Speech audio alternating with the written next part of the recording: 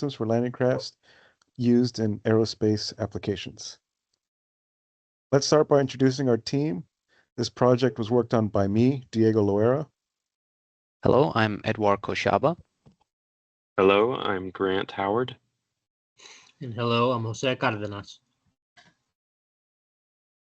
In this presentation, we want to cover the introduction to suspension systems and their importance, the background and motivation behind our project, and our objectives. We'll then dive into our methodology, compare results from different systems, and discuss the implications of our findings. Suspension systems are critical components used in a wide range of applications, from cars and trucks to spacecraft.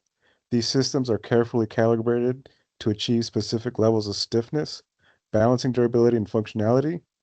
For our project, we focused on enhancing suspension systems for space exploration missions. In space exploration, landing equipment safely brings the craft to a planet's surface. Traditionally, suspension stiffness is controlled using discrete settings.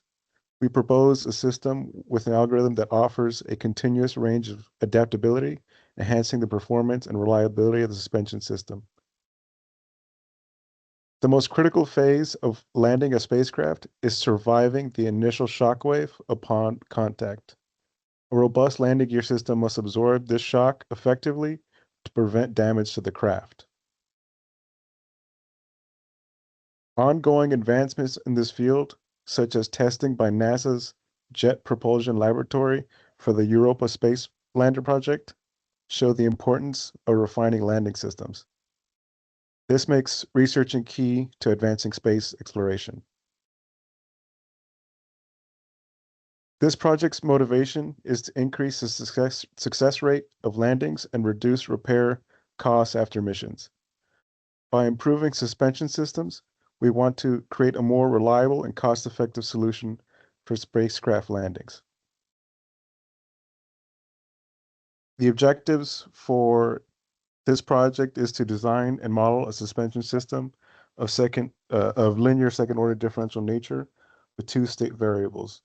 Construct the system dynamics using modeling software, perform a controller design with appropriate assumptions, and to provide a cost analysis for the system. We're going to start off with our assumptions here. These assumptions are some of these listed here: frictionless system, Earth's gravitational forces, rigid body mass, assuming a frictionless connection to the ground, fixed floor, ideal spring and dampers, and the static spring deflection equal to the weight. Now, some of our givens are going to be the step input force of 4,050 newtons. This is based on a simulating the moon landing with the gravitational acceleration of 1.62 meters per second squared. And our initial conditions are going to be x of 0 equal to 0, x prime of 0 equal to 0, and our mass of our landing craft is 2,500 kilograms. So essentially, what we're going to do for our methodology is changing the suspension system to reduce the settling time, improve the load distribution, enhance the settling control, and save space. So we're going to be comparing the regular spring and damper system used commonly in the aerospace testing, and both methods will have their results compared graphically using Simscape and MATLAB's packages. So here on the left, we're going to have our original suspension system, and on the right, the upgraded suspension system. So we're comparing the orientation with respect to each other of each of the elements being the spring and the damper. On the left, we have them in a parallel configuration, and on the right, we have them in a series configuration. And we want to analyze and see how the effects of the configuration will change the results. So here we're going to take a look at the new and the old free body diagrams. On the left, we have the forces acting in parallel on the object. And on the right, we're going to be having our mass of the craft along with a massless point that is used between the spring and the damper to then be able to solve for our transfer function. So for the original model here, we use our Newton's second law. We take the Laplace transform and we apply our initial conditions seen earlier in order to acquire our transfer function x of s over u of s. In a similar manner, we do the same thing for our upgraded model, where we take the same approach, using the Newton's second law on the free body diagram, applying our Laplace transforms, and then getting our initial conditions to cancel out terms. And here we can see that the characteristics of the graph have the same shape, where our transfer function is the same, where it's 1 over the mass of the spacecraft times s squared plus b2s plus k1. So here are going to be some of our results tabulated, where we can observe the difference between the original system and the new system for different metrics such as settling time, damping ratio, the 25% overshoot, and the natural frequency. These are going to help us to integrate the PID controller and to acquire a better understanding of the changes needed to be implemented. These changes will help to design the PID controller for the system. Thank you, Edouard. I will be discussing the mechanical systems response. So given that the mass of the unit was 2,500 kilograms, the spring constant is 1,000 Newton meters, and the dampener is 1,000 Newton seconds per meter. The natural frequency came out to 0.632 radians per second, and the zeta came out to 0.316. Now, since the zeta is less than 1, the system is underdamped, and the plot shows an oscillatory response that decays over time. Here we see the sinusoidal input plot. This shows that with an amplitude of 4,050 newtons and a frequency of 0.5 hertz, the system responds predictably. The displacement plot highlights the craft's oscillations, demonstrating the system's ability to adapt to periodic forces while maintaining equilibrium within its design parameters. For the step inputs, the analysis shows a damping ratio of 0.5 and the natural frequency of 2 radians per second to create the root locus plots. This analysis reveals that a single gain value K is critical for achieving a balanced control response. This means that this ensures a system that remains stable with optimal responsiveness to step-like disturbances. Here you'll see the root loci plots that show the poles to be at negative 0.2, which is on the negative side of the graphs, which indicates a stable result.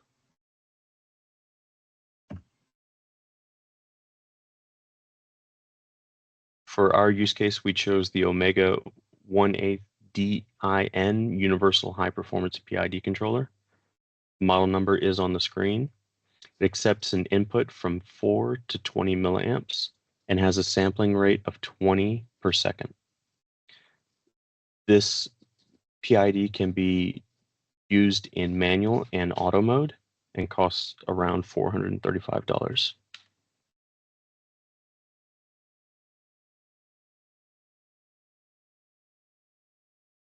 Here we look at the step response with our PID controller integrated into our system.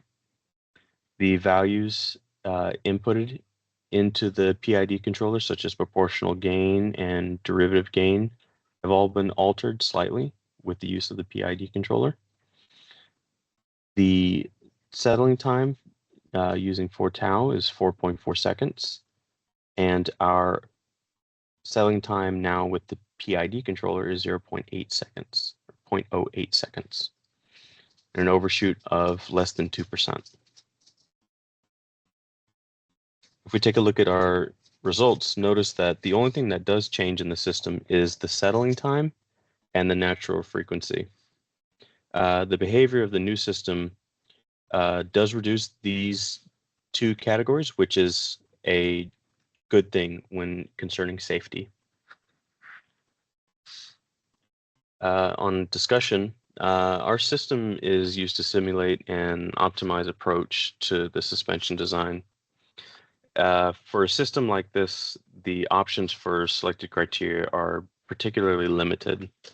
Note that the root locus plot shows that there is only one acceptable selection based on the damping ratio and the natural frequency. This is shown by being within the 2 angled lines of the root locus plot, where the spring and damper setup, whether in series or parallel, seem to have the same reaction. Where the PID controller is added, the system reacts much quicker.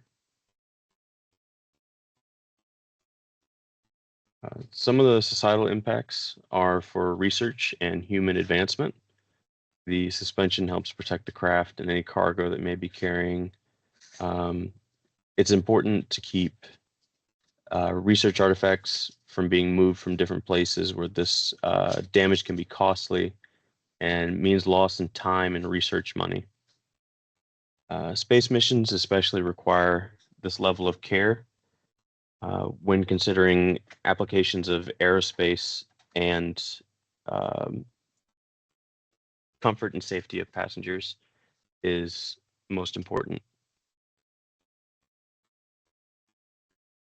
To conclude our findings, the upgraded suspension significantly reduced settling time and enhanced stability, increasing landing scenarios and overall safety. Integration of our PID controller improved this response and maintained the acceptable damping characteristics. Both series and parallel configurations showed similar results, providing flexibility in designs depending on spatial and mechanical constraints. Now, including torque and moment arm effects in the future analysis could be refined. It could refine system realism and further optimize performance for real-world applications. Now, we'd like to thank you for participating in our presentation. Thank you.